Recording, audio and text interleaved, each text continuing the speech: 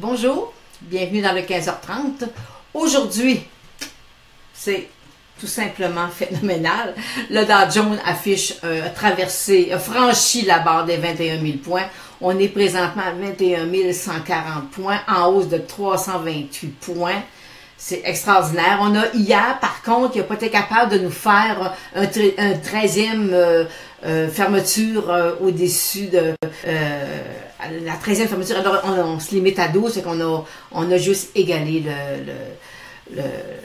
la croissance de 1987. Alors, mais aujourd'hui, des nouveaux sommets, alors c'est merveilleux. Le TSX est à 15 609 en hausse de 210 points. Alors, c'est super beau, sauf que, à un moment donné, l'élastique est étiré. Malheureusement, là, c'est ce qui retient mon attention pour l'instant. L'élastique est étiré un peu sur le marché en général. Alors, fait que là, je vais vous présenter le graphique du Dow Jones et on voit très bien là un beau gap up. Là. Alors, c'est un petit peu plus, faut y aller peut-être.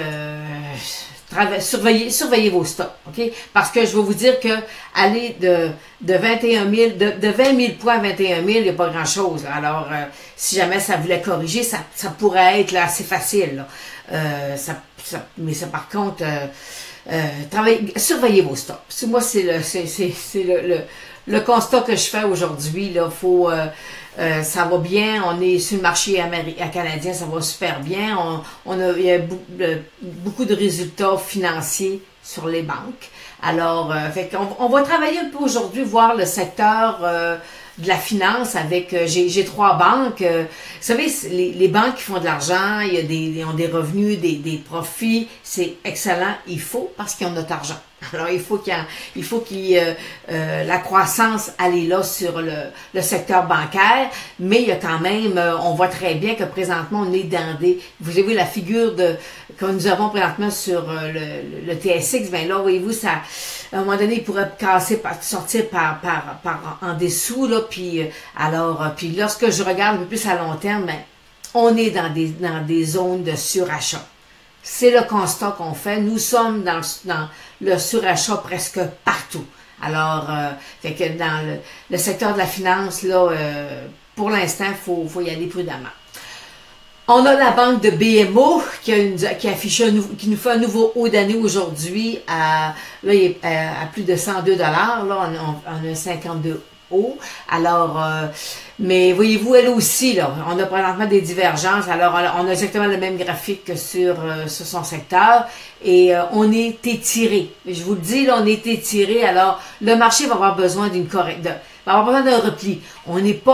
C'est pas dramatique. Nos moyennes mobiles souvent sont encore haussières, mais lorsqu'on va arriver dans des sommets, la volatilité va augmenter. Et là, on va voir, il va y avoir des fluctuations qui peut rendre certains investisseurs inconfortables. Mais présentement, on est dans des zones de surachat.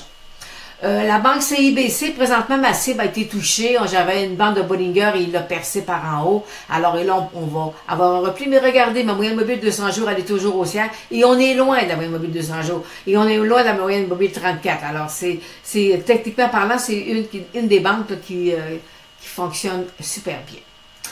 Un autre, la Banque nationale, super, vous savez, c'est une petite, c'est dans toutes les banques, c'est la banque la plus petite, à part la Banque nationale, là, mais à part la Banque Laurentienne, mais parce que la Banque nationale est plus dans les indices que la Banque Laurentienne n'allait pas dans. Alors, fait que la Banque nationale aussi, fait qu'on est, voyez-vous là, même si le marché monte, c'est un petit peu plus difficile. Fait qu'on est dans des périodes, on est dans des zones de surachat.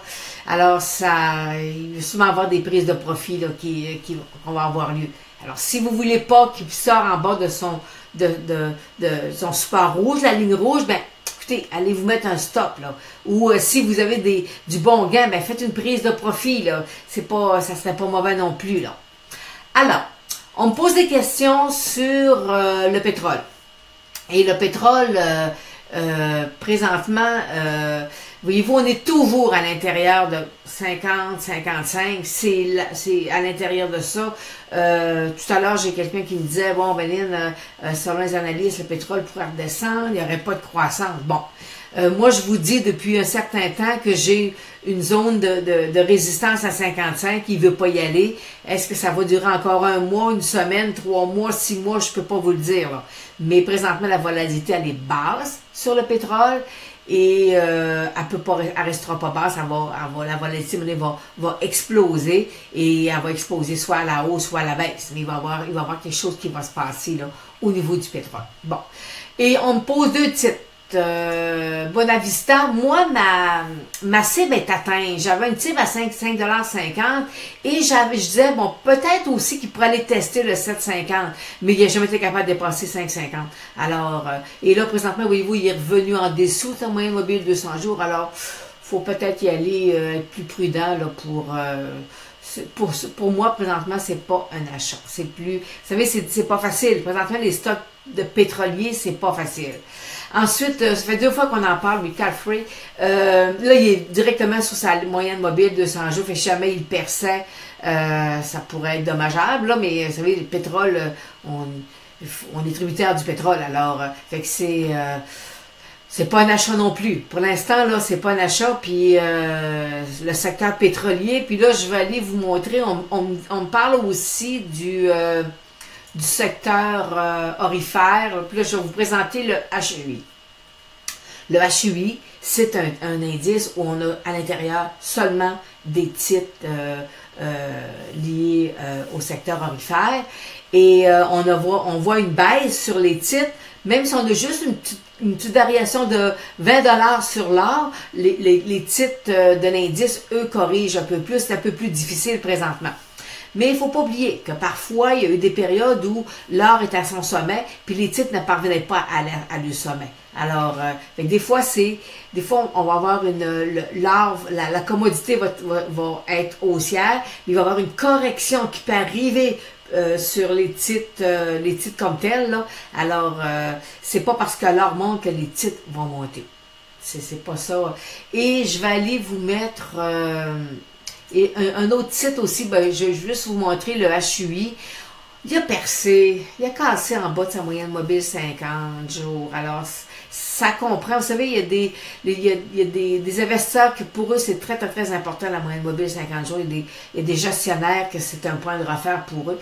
Alors, c'est pas la moyenne mobile 200. Pour eux, c'est la moyenne mobile 50. Et présentement, là, ce que je vois, moi, depuis quelques jours, beaucoup de titres percent le moyenne mobile 50 et ça l'amène des replis un peu plus prononcés là, sur les titres. Alors, fait que la moyenne mobile, voyez-vous, le HUI, c'est ce qui est arrivé aussi.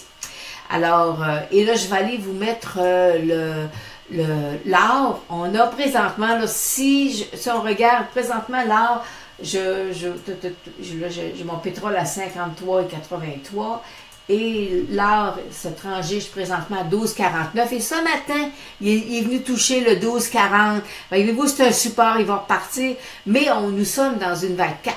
Alors, faut pas oublier là que puis je vous l'ai dit, c'est une espèce de grand biseau là. Alors il faut ça amène beaucoup de volatilité cette figure technique là. Et c'est typique à une vague 4 en plus. Fait que les deux ensemble là fait que ça monte puis on dirait qu'il veut y aller mais il veut pas y aller puis il redescend. Alors fait que c'est un petit peu plus parfois un petit peu plus difficile là pour l'ensemble du marché.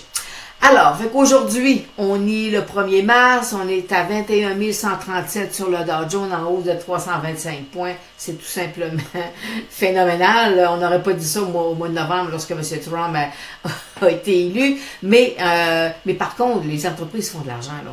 Ils font des bénéfices. Là. Alors, faut quand même pas, mais on est dans un marché, on est vraiment dans un haut marché. Puis, le 9 mars, c'est la semaine prochaine. La semaine prochaine, le 9 mars, c'est mercredi prochain, jeudi prochain. Vous savez, c'est le point technique qui a eu un revirement en 2009. C'est cette journée-là qui a été qu'on a eu une hausse. Alors, fait qu'on va surveiller, voir comment le marché va réagir, parce qu'on a quand même 8 années de hausse là, sur le marché. Alors, c'est quand même intéressant. Alors, c'est sur ça que ça termine aujourd'hui notre 15h30. Demain, je suis à Centre parce que je suis en formation à l'extérieur. Alors, et on va se revoir vendredi avec un survol des marchés. Et je vous dis, soyez prudents un peu, vous savez, à prendre des bénéfices, prenez des bénéfices. Et cet après-midi, je vous ai fait un Facebook Live à 2h30, à 14h30, c'était un sommaire. Je vous parlais un peu de les cours que je vous donne, les formations que j'ai mises sur le web. Alors, je faisais un peu une synthèse de la composante là, de la formation. Alors, fait que si vous voulez aller voir, et je vais vous emmener, on va vous proposer quelque chose d'autre là, prochainement. Là. Alors, n'oubliez pas, canalistech.com, c'est le site d'analyse technique le plus prolifique au Québec. Alors, je vous remercie de me suivre. Envoyez-moi vos questions. Et on se revoit vendredi. Alors,